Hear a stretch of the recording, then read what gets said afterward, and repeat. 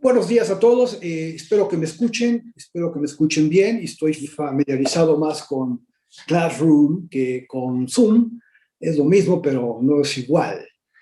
Agradezco que me den este espacio para plantear algunas reflexiones que he acumulado a lo largo de un año de pandemia y hablaré como un profesor de trinchera sumergido en las barricadas de cultura y diseño. Tengo 3 puntos, solo voy a hablar de uno, que es el que más me interesa. En la versión escrita podrán ver los otros 2 temas. Este se trata del futuro de la educación en línea a partir de lo que ha sido mi experiencia, que comparto con todos ustedes, de este largo año de pandemia forzosa. En fin, empiezo. Las reflexiones que comparto, bueno, quizá valdría la pena, como voy a platicarles, quisiera proyectar algunas imágenes de blogs que han hecho mis estudiantes. Me imagino que eso tendría que hacerlo en compartir pantalla, me imagino, a ver si lo logro, en compartir, ¿no? Me parece, pantalla, sí, eso es. Y ya que estoy en pantalla, vamos a comenzar la transmisión. Pero no tengo micrófono activo. ¿Sí tengo micrófono? Sí. Ok, perfecto. Todo bien. Entonces ya estoy en la transmisión de la pantalla y me voy a la red y voy a mostrar algunas ilustraciones de mis estudiantes de este último trimestre que los califico o reviso sus trabajos mediante un blog que les pido hacer desde el principio del trimestre. Bueno, eso lo vamos a estar mostrando mientras yo leo mi ponencia, ¿no? En fin, las reflexiones que comparto aquí resumen los retos y posibilidades que ofrece la modalidad en línea en los procesos de enseñanza-aprendizaje que he experimentado a lo largo de un año de contingencia forzosa. El marco referencial que las anima ha sido la entrada en vigor del programa federal Aprende en Casa 2, que inauguró el nuevo ciclo escolar 2021 en el país el pasado mes de agosto.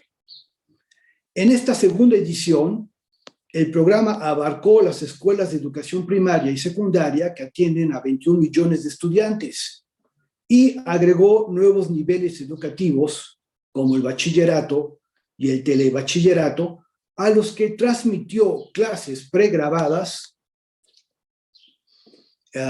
por radio y televisión, incorporando por primera vez a la internet vía correo electrónico y un canal de YouTube. Con ello, la estrategia federal implícitamente renunció a la red como el medio prioritario para circular, socializar, transmitir o hacer llegar sus mensajes educativos.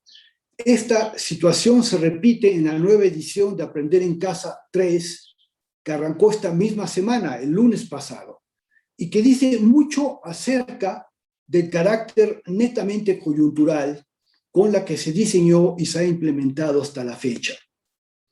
No es este el espacio para hacer una síntesis de los numerosos artículos de opinión y comentarios que se publicaron antes y después en torno a la estrategia educativa anunciada. El gobierno simple y sencillamente apeló a la cobertura televisiva del país, en apariencia mucho más amplia que la de Internet, y con razón.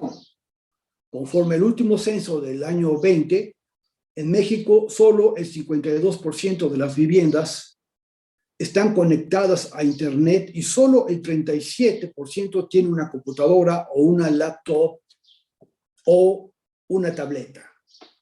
En contraste con los medios analógicos, que es apabullante, el 91% de los hogares mexicanos cuenta con un televisor y el 67% con radio. Es de hacer notar que el 87% tiene al menos un teléfono celular. El tema no es, sin embargo, la dotación del servicio como el de la calidad del servicio.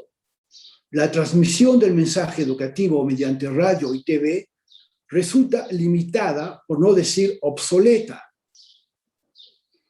al no permitir la interacción de los estudiantes con sus profesores, condenándolos a cumplir un papel pasivo en su propio proceso de enseñanza-aprendizaje.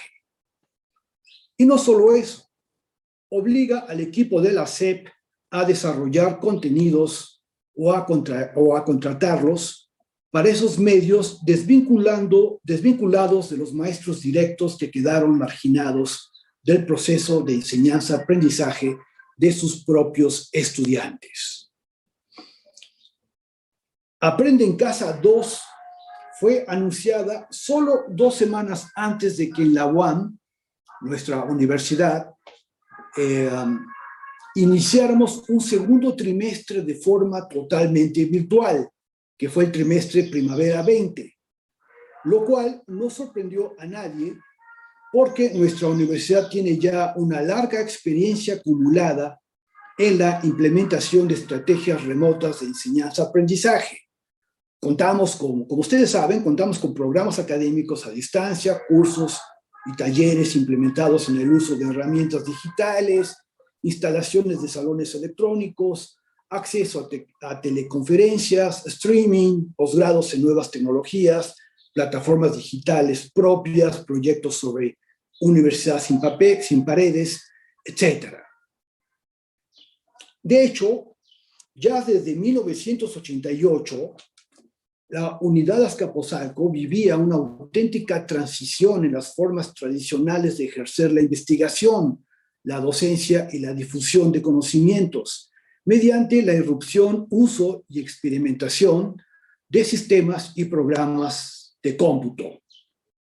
Recuerdo que en ese año, ya 33 años de distancia, se vivía un auténtico giro digital, una especie de boom en las divisiones CBI y CIAD, en cuyos cubículos, pasillos y espacios administrativos no se hablaba de otra cosa que de computadoras. Los ingenieros, a quienes llamábamos rudos en esa época, se enfocaron en plataformas de PC, ya sea IBM o Silicon Graphics, mientras que los diseñadores, o llamados técnicos, nos refugiábamos en Amiga de Commodore o en Macintosh de Apple. Por lo mismo, no me sorprendió, bueno, de esto se acuerda muy bien, por ejemplo, el maestro Emilio se acuerda muy bien de esta época de inicio del boom de la computadora en CIAT. Fue precisamente Emilio, junto con Javier Covarrubias, Juan Manuel López, el maestro Viqueiras, quienes iniciaron y lograron dar sentido a esta giro, a esta adicción que las computadoras provocaron en la división CIAT hace ya un tercio de siglo. En fin, por lo mismo, no me sorprendió la Estrategia Federal de Enseñanza-Aprendizaje, completamente opuesta al innovador Proyecto Emergente de Enseñanza Remota, PER, de nuestra universidad. Mientras el PER nos metió directamente al mundo de la 5G, que aquí llamaré Galaxia Jobs o TACS, el gobierno acudía a medios de comunicación electrónicos del siglo pasado, literalmente, extraordinariamente limitados en el formato del mensaje educativo para menores de edad. Reinstalaba al televisor como el protagonista tecnológico del aprendizaje, cuyos mensajes hacían del estudiante un objeto de información, un telespectador pasivo en el proceso de su propia aprendizaje. El gobierno federal apostó por lo que aquí llamaré Galaxia Gutenberg o TICS, un paradigma de comunicación en extinción cuyos medios tecnológicos, libro, radio, televisión, salón de clases, privilegiaron el medio sobre los mensajes y contenidos, asegurando que la recepción de los mismos fuera directa y masiva, pero sin reparar en las reacciones o respuestas de los receptores. Al no garantizar la interacción comunicativa directa o simultánea entre el emisor y el receptor, valga decir, entre el profesor y el estudiante, como sucede en un salón de clases real o en línea, el mensaje educativo pierde al interlocutor, que queda reducido a la recepción del mensaje sin posibilidad de contestarlo o contrastarlo.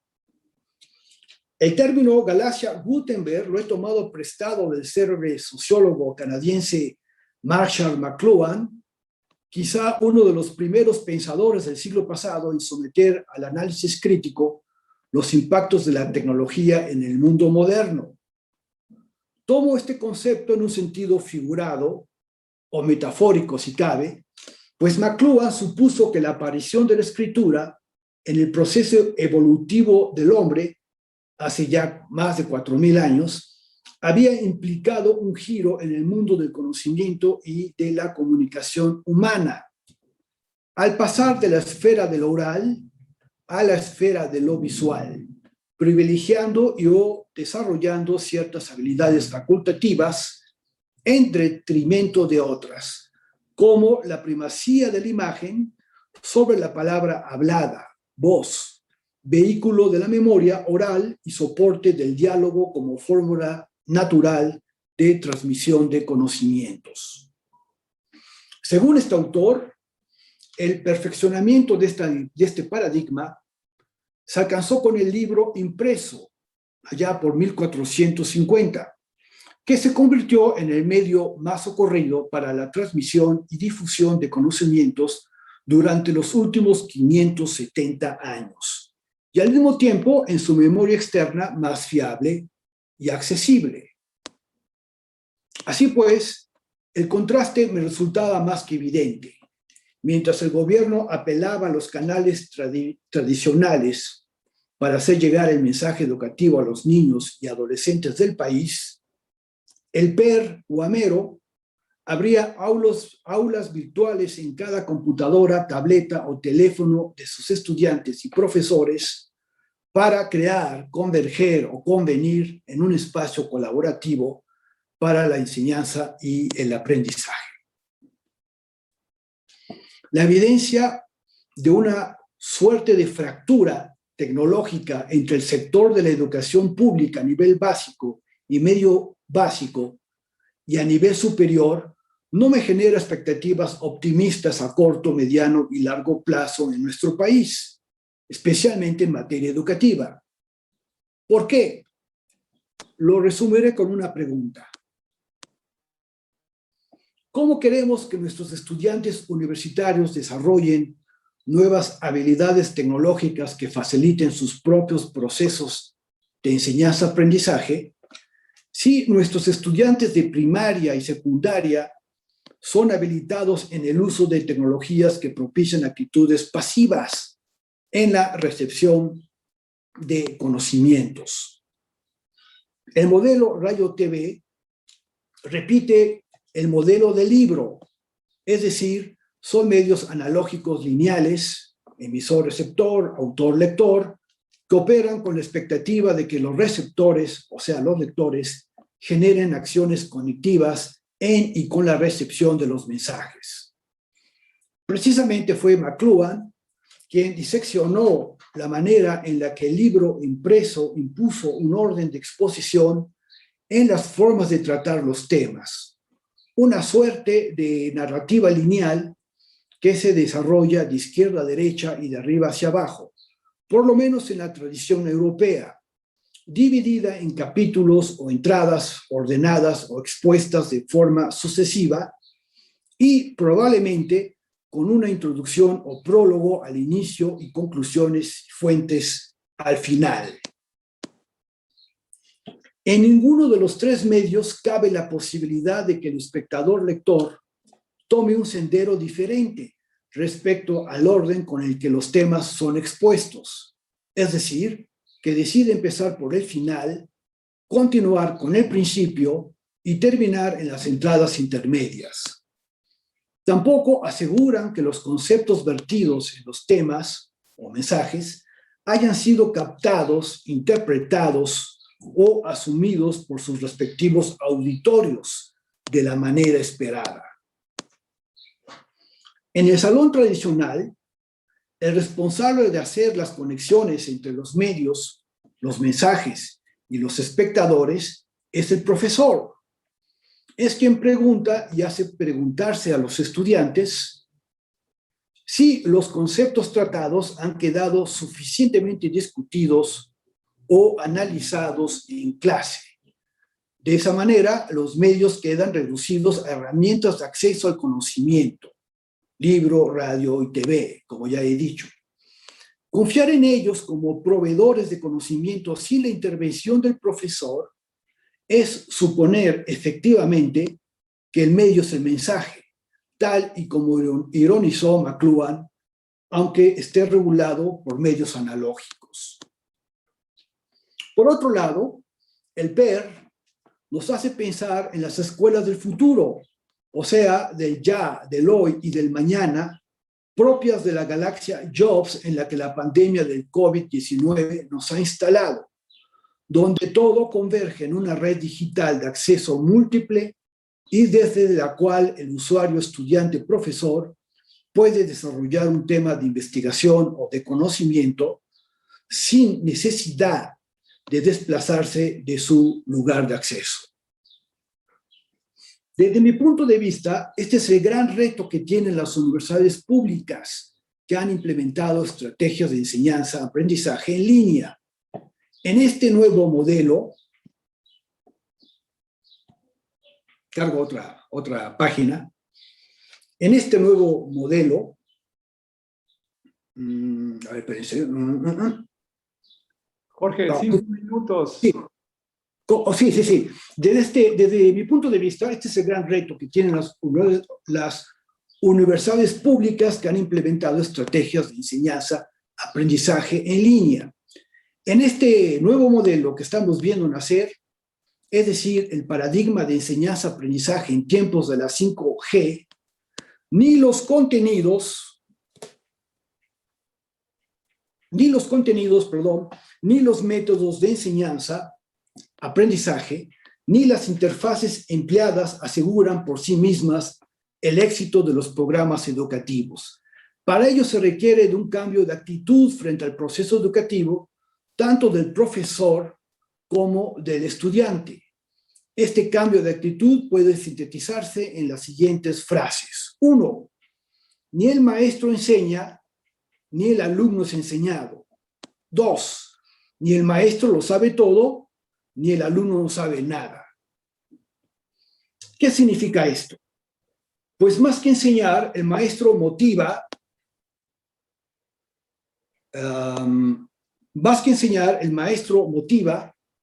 anima,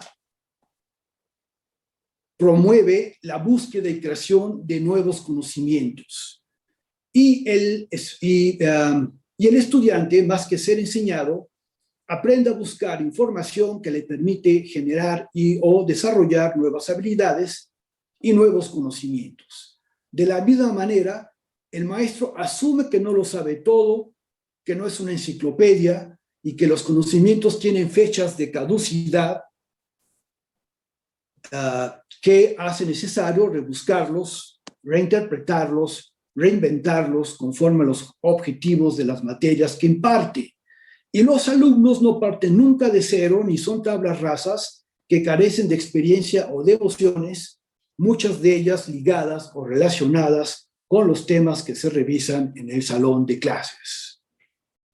Existe esta nueva actitud del maestro, plantea una colaboración horizontal entre él y sus estudiantes en el salón de clases. Se trata de empoderar a los estudiantes encaminándolos a responsabilizarse de sus propios procesos de enseñanza-aprendizaje. Así, en los cursos en línea, el estudiante deja de ser un objeto pasivo de conocimiento, es decir, el clásico estudiante tradicional que no sabe nada y por lo mismo debe aprender todo del maestro, pues desarrolla habilidades de aprendizaje que lo posesionan como un sujeto activo de su propio conocimiento. Es decir, un estudiante innovador que participa en la generación de conocimientos. Se trata entonces de una completa reconfiguración de los actores, la del estudiante como actor de su propio proceso de enseñanza-aprendizaje y la del docente como puente o interfase entre los deseos y necesidades del estudiante por saber los temas de su especialidad y el acceso o generación de los conocimientos que se orientan a ellos. El nuevo maestro es más un facilitador o promotor de la generación de conocimientos que el clásico profesor que dicta clases. Lograr lo anterior, con esto termino, requiere la participación de estudiantes y docentes en talleres y cursos de capacitación con los nuevos perfiles, o sea, léase habilidades digitales que se pretende incentivar en ellos. De la misma manera, será necesario capacitar a nuestros profesores en la impartición de clases en línea con un sentido solidario, abierto y absolutamente empático con nuestros estudiantes. Tenemos que cambiar de actitud si queremos que nuestros estudiantes se responsabilicen de sus propios procesos de enseñanza-aprendizaje. No dejemos que esta experiencia de un año, quizá 2, se queden en la intuición de cada uno de nosotros al improvisar y lograr los cursos en línea sin previa capacitación. Necesitamos sistematizar la experiencia y aprender de ella para mejorarla. Tenemos que ser más sensibles y mucho más abiertos con nuestros estudiantes y con nosotros mismos cuando se trata de trabajar con ellos en ambientes virtuales. De entrada, habrá que empezar explicándonos que no podemos traducir literalmente las clases que solíamos impartir de manera presencial al ambiente virtual. Se trata así de un estudiante responsable y comprometido con y de su propio conocimiento. No es la pasión del maestro la que enciende a la estudiante en su propia formación, sino es la pasión misma de él y la estudiante la que lo incita a aprender, a saber, a formarse en los ámbitos que le interesa y que son necesarios en la generación de nuevos sujetos sociales. Me parece que ahí está la clave de un nuevo paradigma en ciernes, en la que el uso de medios digitales en el proceso de enseñanza-aprendizaje ha dejado de ser una opción para convertirse de plano en una solución y en una entera estrategia por sí mismo. Gracias. Regreso con ustedes.